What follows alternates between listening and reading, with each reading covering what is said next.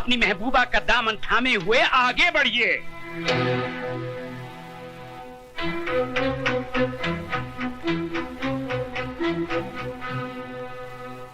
अब हमारी आंखों में आंखें डाल के जवाब दीजिए, क्या तुमने ये नहीं कहा था कि मैं किसी कीमत पे भी इस लड़की को नहीं अपनाऊंगा? हाई कोर्ट में मुकदमा लड़ूंगा, सुप्रीम कोर्ट तक जाऊंगा। कहा था। और ये भी तो कहा था कि मैं 7 साल की सजा काटने को तैयार हूँ, मगर इस लड़की से हरगिज शादी नहीं करूंगा। ये भी कहा था। तो फिर आज क्या हो गया? कौन सा तूफान उमड़ पड़ा कि जिस लड़की को हमारा खानदान अपने पैरों की धूल समझता है, उसी को तुमने अपने सर पर बिठा दिया? जिस लड़की ने हमें शहर भर में बेइज्जत किया, उसे तुम अपने दिल में बसा बैठे। जिस लड़की का रुतबा हमारे घर में एक नौकरानी से भी ऊंचा नहीं होना चाहिए था, उसे तुमने हमारे बराबर लाकर खड़ा कर दिया। क्यों राज, क्यों? वो मेरी भूल थी जिसके लिए मैं शर्मिंदा हूँ। जिस भूल पे तुझे आज शर्म आ रही है, वो भूल भी तू नहीं की थी। गलत। उस भूल के जिम्मेदार भी आप हैं।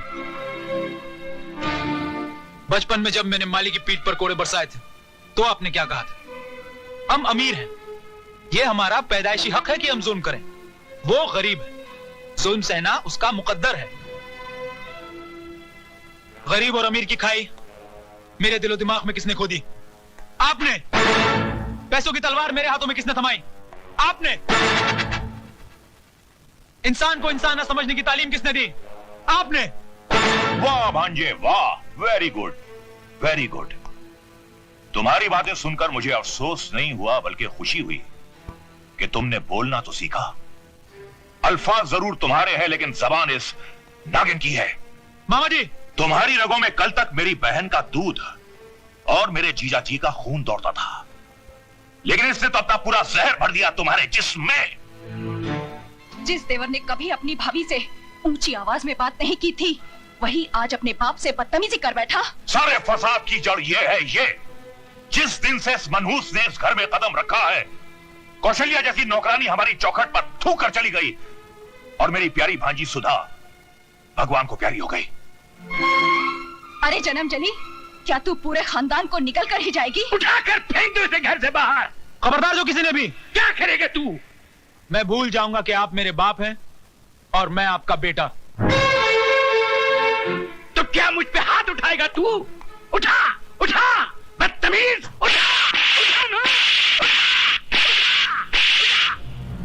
सबसे पहले मैं इस फसाद की जड़ को बाहर निकालता हूँ। ऐसी गलती मत कीजिए कि लोग आपको राय बहादुर कहना छोड़ दें।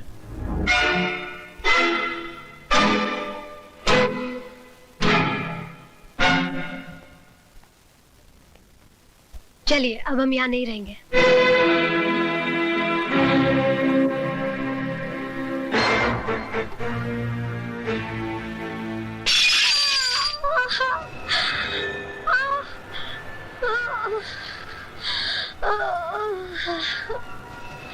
माला, माला।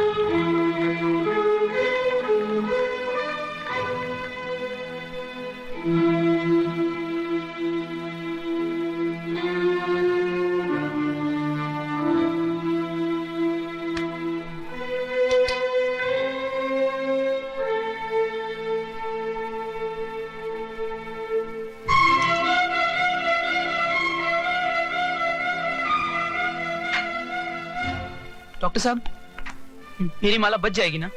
उसकी हालत बहुत नाजुक है, अभी कुछ कहा नहीं जा सकता, बट वी आर ट्राइंग।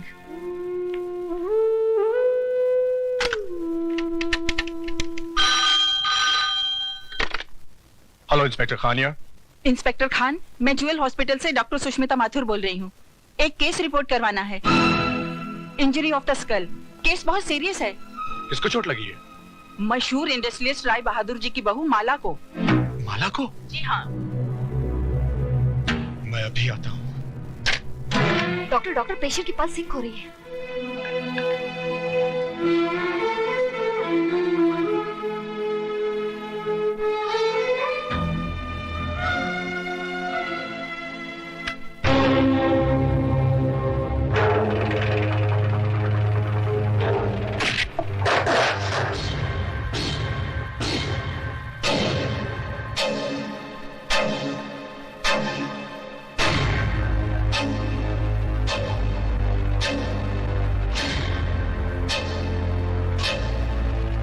मेरी माला के हत्यारों, वो तो मर गई, अब तुम भी जिंदा नहीं रहोगे।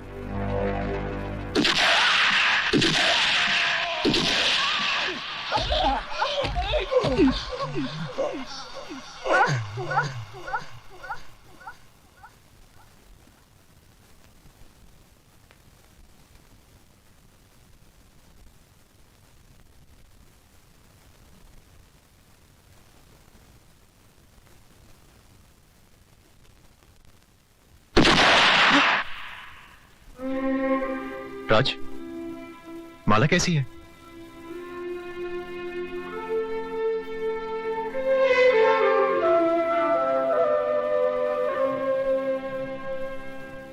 राय साहब, आप फौरन मामा जी और शारदा देवी को लेकर शहर से बाहर चले जाइए।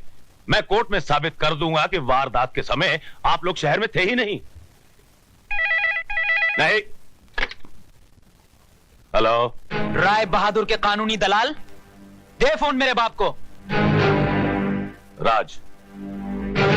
मिस्टर राय बहादुर, अगर मेरी माला को कुछ हो गया तो समझ लेना तुम्हारा छोटा बेटा मर गया। साथ में बड़ा बेटा भी मर गया।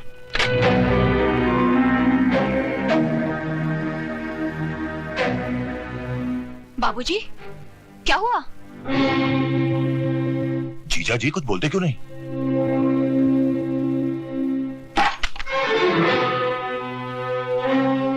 राय बहादुर साहब, कहां जा रहे हैं आप? हॉस्पिटल। लेकिन वहां जाने से केस उल्टा भी हो सकता है और हो सकता है आपको जेल भी हो जाए। अब तो फांसी भी लग जाए तो कोई फर्क नहीं पड़ेगा। ये दौलत, ये हवेली, ये सब कुछ मैंने किसके लिए बनाया था? अपनी छाती पर लाद कर ऊपर ले जाने के लिए नहीं, अपने बेटों के लिए, अपने जिगर के टुकड़ों के लिए। अगर वही नहीं रहे तो। जीजा जी, राज ने कहा क्या? सिर्फ राज ने ही नहीं, मेरे दोनों बेटों ने इस बरसों की मेहनत से बनाई हुई हवेली को एक ही ठोकर में रेत के घिरौने की तरह बिखेर दिया। मेरे अहंकार के मुंह पर थूक दिया। कहने लगे, जाओ राय बहादुर, हम तुम्हारी औलाद नहीं, खरीद सकते हो तो अपनी दौलत से 2 बेटे खरीद लो। वाह ऊपर वाले, तूने आज एक ही ठोकर में मेरी सारी दुनिया मिटा दी। जीजा जी, जीजा जी, ये बुढ़ा तो सटिया गया है, खुद तो मरेगा, साथ में हमें भी जेल की चक्की पिसवाएगा।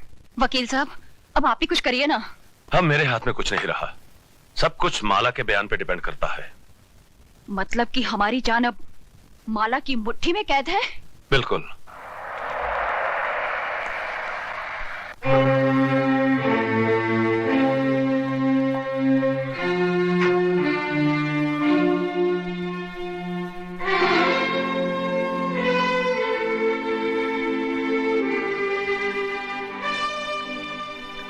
डॉक्टर, कैसी है मेरी बहू?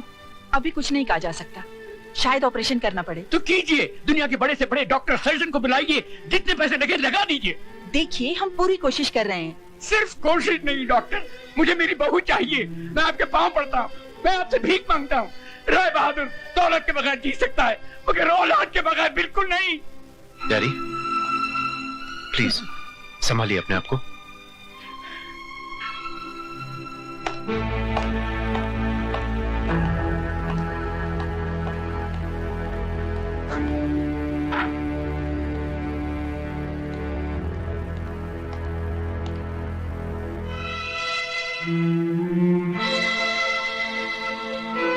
मुझे माला का बयान लेना है। आप बाहर इंतजार कीजिए, जब ये होश में आ जाएगी मैं आपको बुला लूंगी। Okay.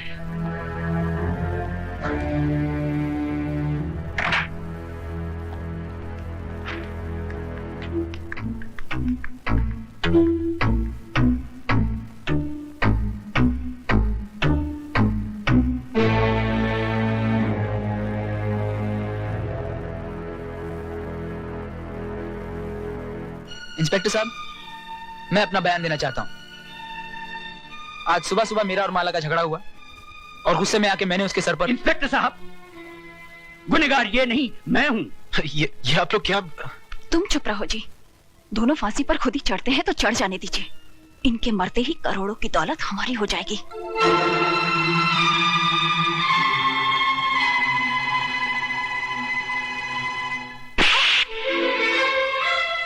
हरामजादी, कितना बड़ा कुआं है तेरे अंदर। जितनी भी दौलत डाल दी जाए कभी भरता ही नहीं। रमेश, आप बीच में मत बोलिए डैडी। यही है वो जड़ जिसने इस खानदान की हर शाख को जहरीला बना दिया है। अरे तू औरत नहीं, डायन है, डायन। मेरे डैडी का घमंड टूटकर बिखर चुका है, लेकिन तेरी भूख अभी तक नहीं मिटी। तुझ जैसी औरत को धक्के मारकर घर से बाहर निकाल देना चाहिए। कॉन्ग्रेचुलेशंस, माला की जान को अब कोई खतरा नहीं। आप लोग उससे मिल सकते हैं। बिल्कुल नहीं।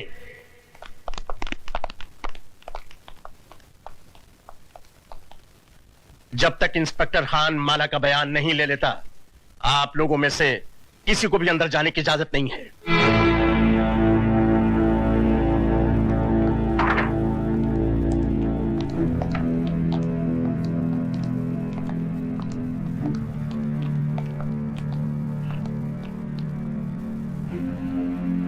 करतार सिंह, मैं तुम्हारा कसूरवार हूं। जो सजा चाहो दे दो।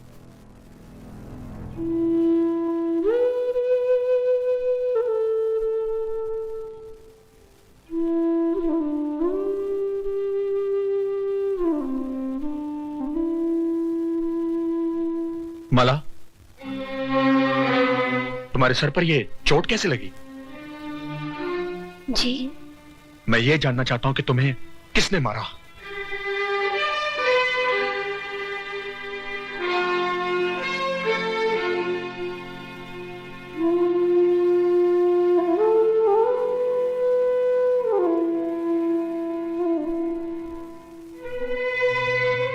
इंस्पेक्टर साहब, मुझे किसी ने नहीं मारा। फिर ये चोट कैसे लगी? सीढ़ियों से उतर रही थी, पाँव फिसल गया। तुम सच कह रही हो? जी।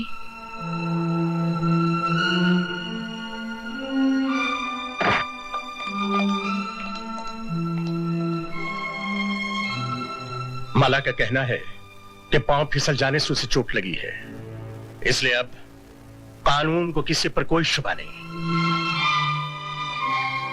आप लोग अंदर जा सकते हैं।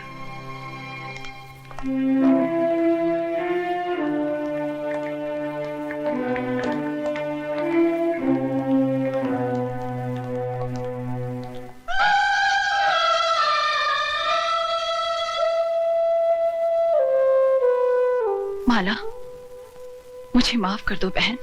ऐसा मत कहो। एक औरत से उसका सुहाग छीनने की जो मैंने गुस्ताखी की है, वो तो माफी के काबिल भी नहीं है। गलती इंसान ही करता है, भगवान नहीं। शाबाश बेटी, तुमने हम सबको माफ करके ये साबित कर दिया कि इंसान पैसों से नहीं, परवरिश से बड़ा होता है।